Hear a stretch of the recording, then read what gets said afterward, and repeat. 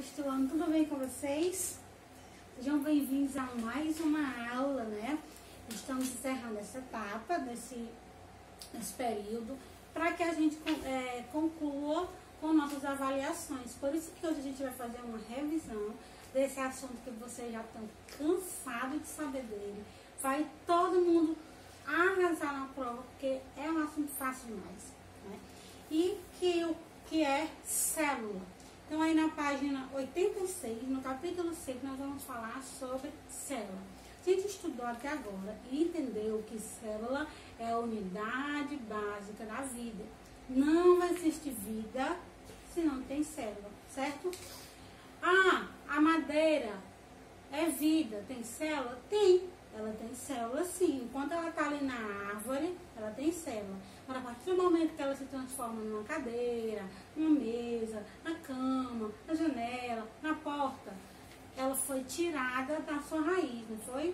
Para se transformar em objeto. Então ali, ela morreu. As suas células morreram. Agora ela é apenas uma matéria com átomos. Não tem vida mais, certo? Então, vocês sabem, aprenderam que vida é caracterizada quando ela tem a capacidade de crescer, de nascer, crescer, se reproduzir e morrer, certo? E aqui na página 86, nós vamos falar da parte 2. Nós falamos de membrana plasmática na parte 1, e aqui na parte 2 nós vamos falar de citoplasma. Então, as células, assim como o nosso organismo, realizam uma série de funções. Respiram, digerem, sustentam-se, locomovem-se, eliminam resíduos, reproduzem-se, entre outras coisas. Vamos entender nesse capítulo como uma estrutura tão pequena pode ser tão complexa.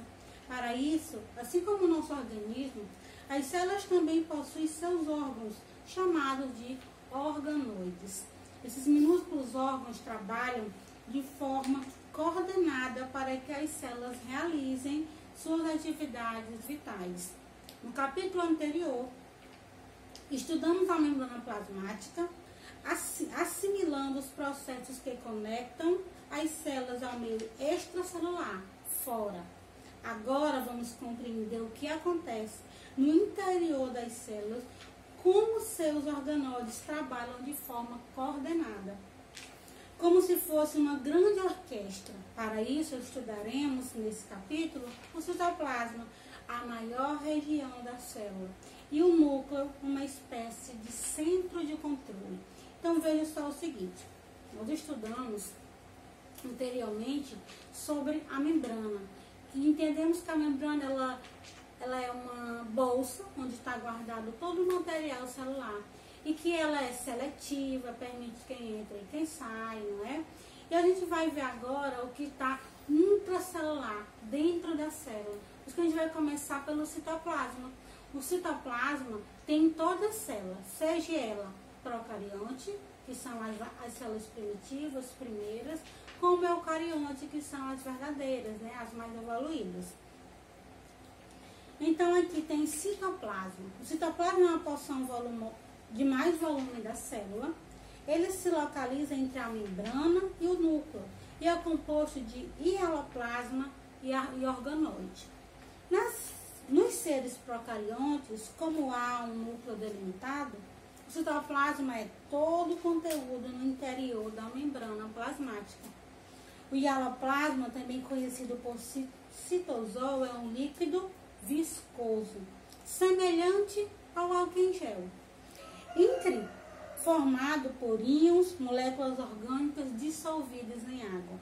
Entre as células orgânicas estão as fibras de proteína, que dão forma à célula e também contribuem para o movimento e o transporte de substâncias em seu interior.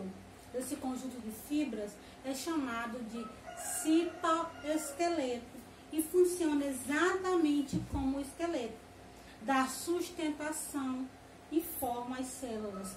Já os organoides funcionam como se fossem pequenos órgãos da célula, cada um com sua função específica, voltados para o bom funcionamento celular, garantindo seu metabolismo.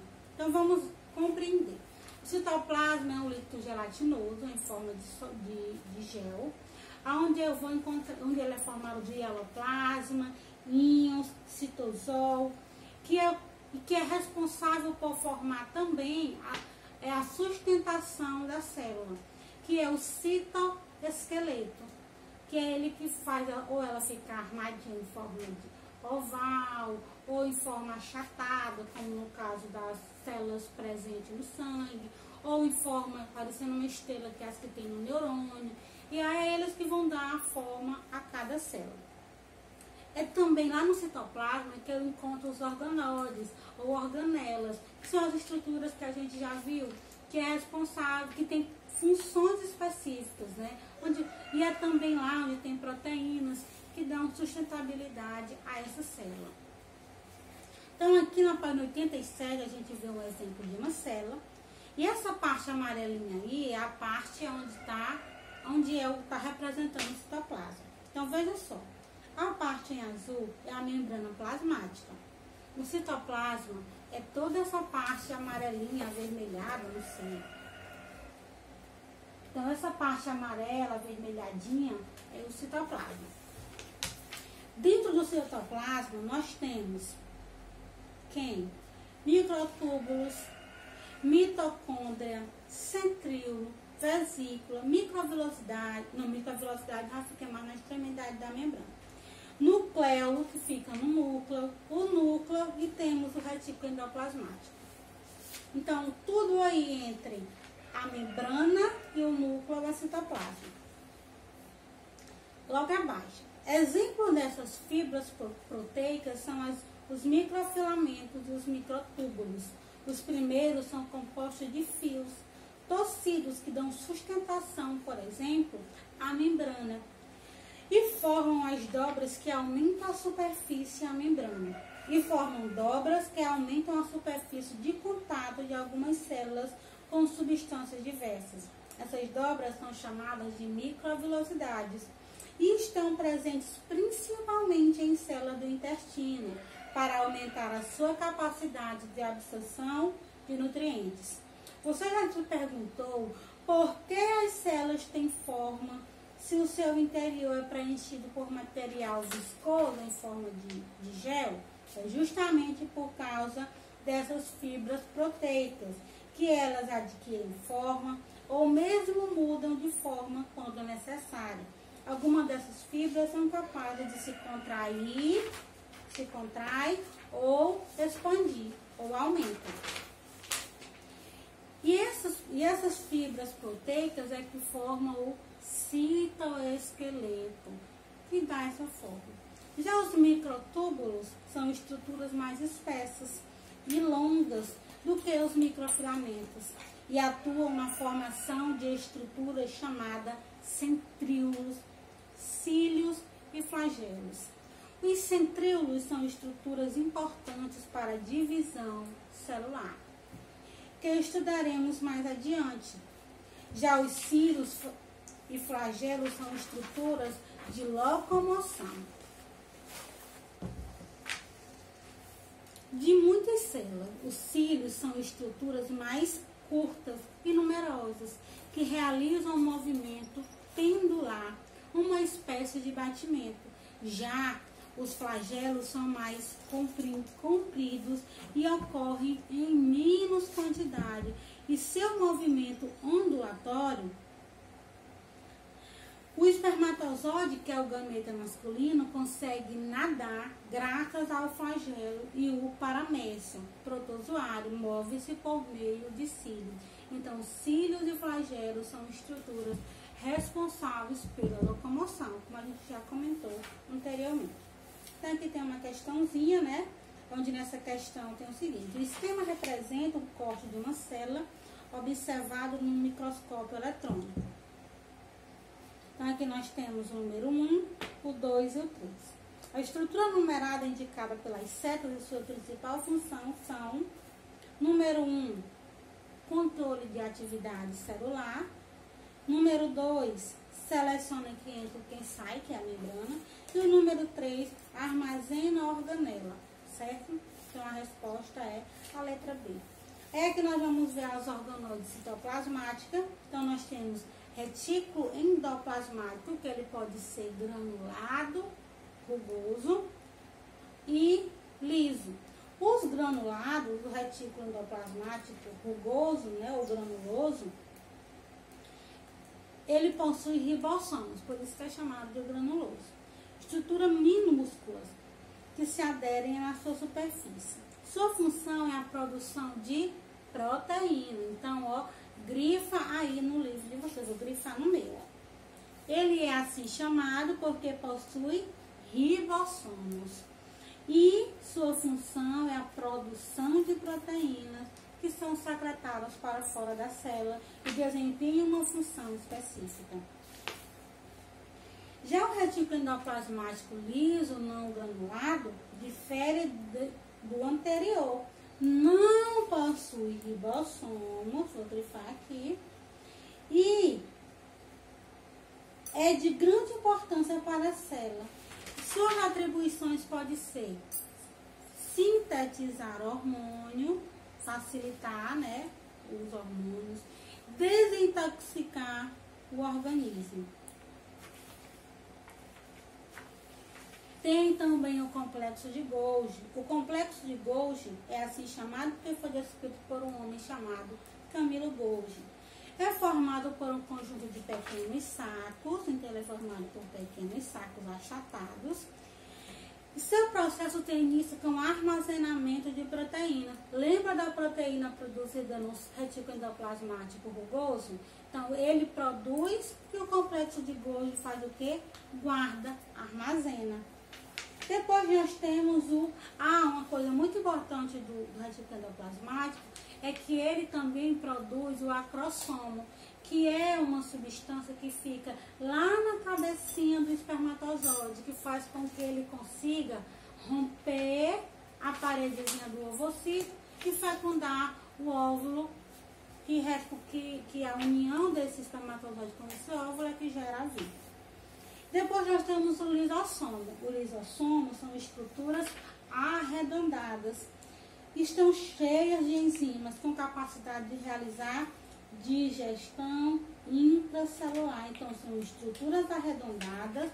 E qual é a função? Digestão intracelular. Ele é responsável pelo processo de fagocitose e pinocitose, que a gente estudou lá em membrana plasmática. Então, são essas as etapas de digestão intracelular. Fagocitose de uma bactéria. O que é a fagocitose? Você lembra o que é a fagocitose? Fagocitose é quando a célula engloba uma partícula, aí a membrana plasmática cria como se fosse falsos pés, né? Ela cria como se fosse uma boca, quando a estrutura vai chegando perto dela, e ela faz o que ela engloba. Aí essa partícula entra para dentro da célula e lá ela vai ser destruída, digerida. Então, etapas que o lisossomo faz. Ele faz com que aconteça a fagocitose da bactéria. Depois ela forma um fagossomo. Depois o fagossomo vai se unir com o lisossomo, que são produzidos lá no complexo de Golgi.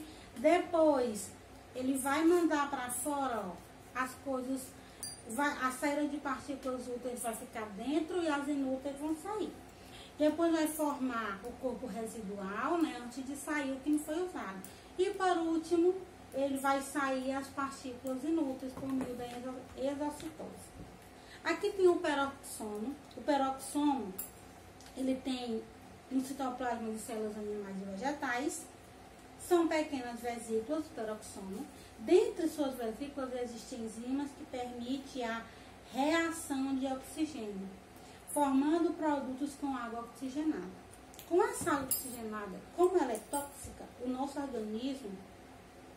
nosso organismo, para acelerar seu processo de degradação, existe nos peroxomos uma enzima denominada catalase, que transforma as moléculas da água oxigenada em água de oxigênio.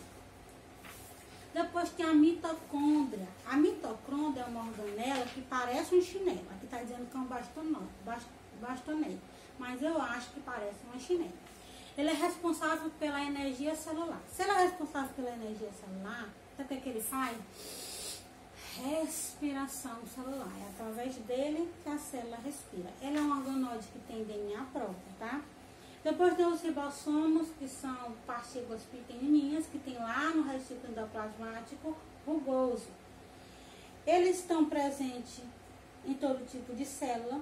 Sua função é ser célula de síntese de proteína, então ajuda a facilitar a proteína e a união do aminoácido. Por isso que ele ajuda na produção de proteína lá no retículo endoplasmático rugoso. Depois tem o centríolo. O centríolo eles são vários canudinhos, parece vários canudinhos que vão ser unidos. Ele ajuda na divisão celular. Depois nós temos o cloroplásto, que só tem em células vegetais e em algas fotossintetizantes. Os cloroplastos tem dentro, são estruturas que só tem em célula vegetal e é responsável pela cor verde. Então, apenas algas fotossintetizantes que tem. E, como vocês viram na aula que eu dei, na primeira aula que eu dei sobre esse assunto, tem a lesma do mar, né? Que a lesma do mar parece uma folha e ela é verde. Ela também pode realizar fotossíntese quando ela consome algas fotossintetizantes. Então, esse cloroplasto, ele produz a clorofila, que é responsável pelo pigmento verde, e é ele que faz com que haja a fotossíntese, que faz com que as plantas se alimentem, e as algas. Depois tem o vacúolo. O vacúolo, como tem aqui na página 96, ele tem tamanhos variados, revestido de uma membrana, e são organóides originários do retículo endoplasmático ou complexo de Golgi. São capazes de realizar funções diferentes. O vacúolo digestivo são aqueles presentes em células especializadas em realizar fagossintose. Então, ele vai realizar a digestão. O vacúolos contráteis ou pausáteis são do típico de algumas de protozoário, responsável pelo equilíbrio hídrico, pela quantidade de água, para que como o protozoário está sempre em regiões que tem água, então o vacúolo contrátil ele é responsável pelo equilíbrio de água, para que o protozoário não tenha água de mais nem água de menos. Depois tem o vacúolo de armazenamento, encontrado em principais células vegetais, reservam vários tipos de substância, tanto como função nutritiva como de defesa. Aí aqui tem um exercíciozinho, né? No citoplasma das células são encontradas diversas organelas, cada um com funções específicas, mas interagidos e dependendo de outros para o funcionamento celular complexo. Assim, por exemplo, os lisossomos estão relacionados ao complexo golgiense e ao retículo endoplasmático rugoso e todas as mitocôndrias. Letra A. Explique que relação existe entre o lisossomo e o complexo de Golgi. Aonde é formado o lisossomo? No complexo de Golgi. Então, os lisossomos se formam na fase de maturação do complexo de Golgi. Então, a relação é essa do lisossomo com o complexo de Golgi. É porque é no complexo de Golgi que se forma o lisossomo. Letra B. Porque todas as organelas dependem da mitocôndria. Fácil, né? Qual é a função da mitocôndria? Respiração celular. Então, porque a mitocôndria produz energia para todas as atividades celulares. É a segunda, né? Temos uma tabela. Observa a tabela a seguir e relacione as organelas e sua função lá. Do lado das organelas, nós temos letra A, retículo endoplasmático. Letra B, lisossomo. Letra C, mitocôndria. D, complexo de Golgi. E, ribossomo. E F, cloroplasto. Então, vamos lembrar da função dele. Aí, do outro lado, tem as funções, como aqui, ó. Quem é que realiza a fotossíntese? Fácil, né? Letra F, cloroplasto. Quem é que libera energia para a respiração celular? Acabamos de falar, mitocôndria. Então, bota aí a letra C.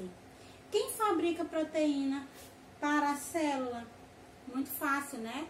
Letra E, ribossomo. E quem é que produz, transporta e armazena substância na célula? Letra A, retículo endoplasmático. Quem é que armazena proteína e outras substâncias? Essa também é fácil, o complexo de Golgi. E letra B, você vai colocar aí na última, né? Que é quem realiza a digestão dentro da célula, que é o lisossomo. Então a gente vai ficando por aqui e a gente se encontra na próxima semana. Então, boa sorte, fiquem com Deus, estudem, escrevam, façam resumo no caderno, façam um mapa mental, que é desenhar a estrutura, bota o nome, a forma, a função, né? Os principais pontos a respeito de cada organela, qual é a função do citoplasma, como que ele é formado. O citoplasma parece um gelzinho, né, material viscoso, é responsável por, ele fica entre a membrana e entre o núcleo, é nele onde estão as organelas. É ele também que é responsável pelo citoesqueleto, que faz a formação da célula. De que esse citoesqueleto é feito? De material proteico, né, fibras proteicas. O que mais que eu posso falar do citoplasma? Escreve aí, gente. Escreve, desenha, que vai dar tudo certo. Então, ó, boa sorte. Respire fundo, que vai dar tudo certo. Então, ó, até mais e fiquem com Deus.